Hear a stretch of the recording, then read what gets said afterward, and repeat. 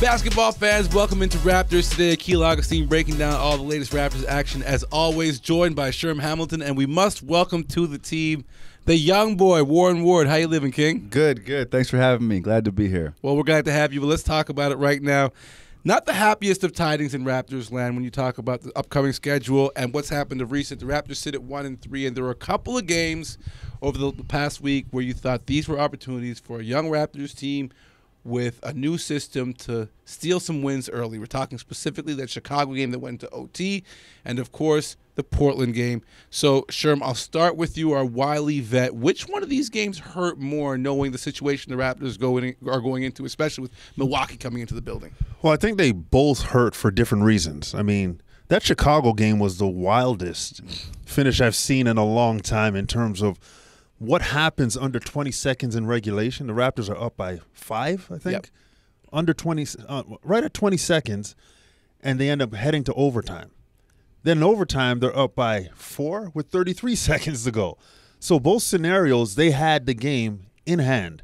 And to see the mistakes that were made, the inability to finish the game. The bad calls, according to the last 2-minute report. Well, that's fine. That's fine, but there's a certain amount of accountability that goes to not being in that position. Yes. And don't get me wrong, I'm not a fan of officiating going wrong in the dying moments of a game. That bothers me. But you got to take responsibility for some things.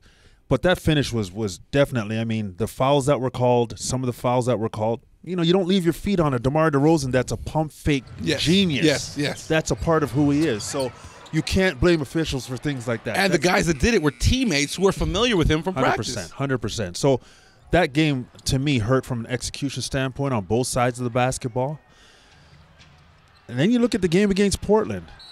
Portland came in here hungry, ready to get the job done, and I feel like the Raptors didn't match the intensity. But I just think overall there's a clear indication that offensively, as you see what's happening with the Chicago Bulls game, there's a issue with the offensive fluidity. Yep. The ability to generate offense with good ball movement, good body movement, and that consistency isn't there. Now, what I liked about their first game against Minnesota was their offense wasn't there, but their defense was. Yes. And because they played defense, they were able to keep themselves in the game, and then they had moments in the fourth quarter where Pascal and Scotty and different Gary Trent Jr. got it going. So That to me is a concern. Offensively, yes, they're struggling, and they got to figure it out. But if they're going to be good on one side of the ball, be consistent defensively. Warren, which of those two losses stood out to you the most? Which left the worst taste in your mouth? The Chicago game, For sure. I mean, Sherm said it. There's so much to do with execution down the stretch. But the Portland game was the game I thought they should have won. And the reason why I say that is because they're a younger team. Yep. But you look at the Raptors' ability offensively. The shooting is not great, obviously, and we know that. But the defense, it wavers a little bit too much. And what I mean by that is they haven't found like any identity on the offensive end. That can change over time. But the defense, it has to be a staple. As bad as they've been offensively, they've been able to keep teams under 100 points, which is impressive, I think. But and on the flip side of that, though, they're going to have to find which one of those they're going to, put their hat on. Which one of those can the Raptors actually rely upon? And Chicago came down to, fourth quarter execution, and I think Portland did a better job of executing under 2 minutes against the Raptors. And you see Brogdon as, a wily veteran. He was able to score pretty much at will. He pretty much carried them to win, and then Ayton, dominating the glass. 23 career high in rebounds. But you can't shoot 4 for 29 from 3 and expect to win. Like that's not how this league works. So, all that combined is not a recipe for, success, but they're in every game, and that's the positive.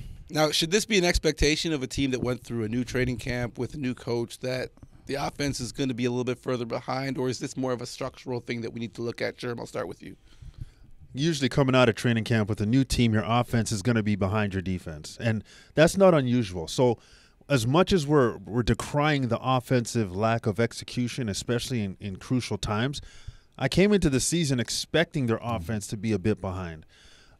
But one thing, Raptor teams have been in the past has been consistent, hard working on the defensive end.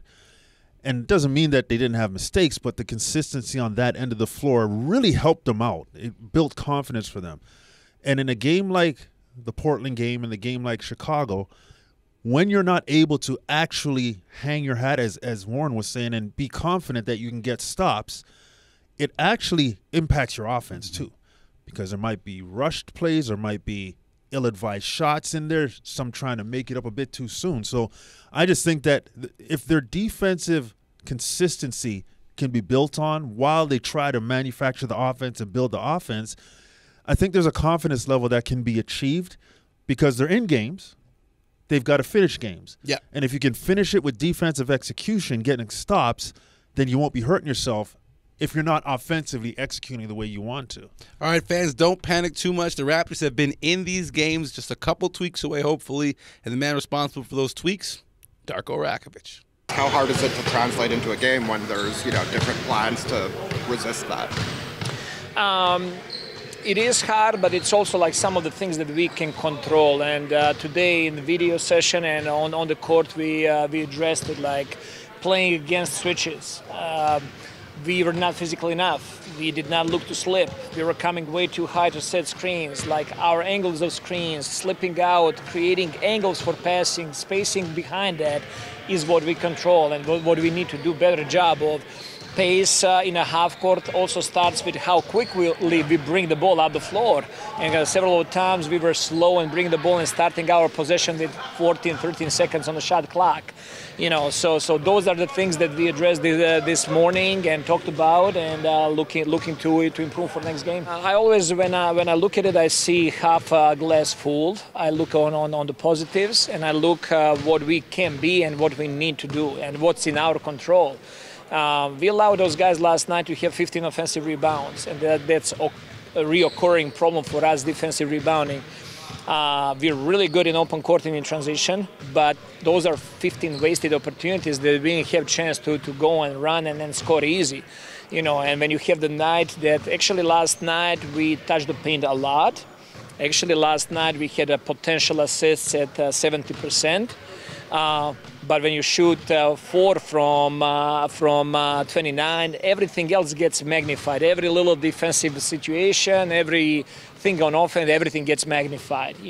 Our margin to win games is not big, so we need every player to contribute, and we need to take care of the ball and the rebounds and make some shots.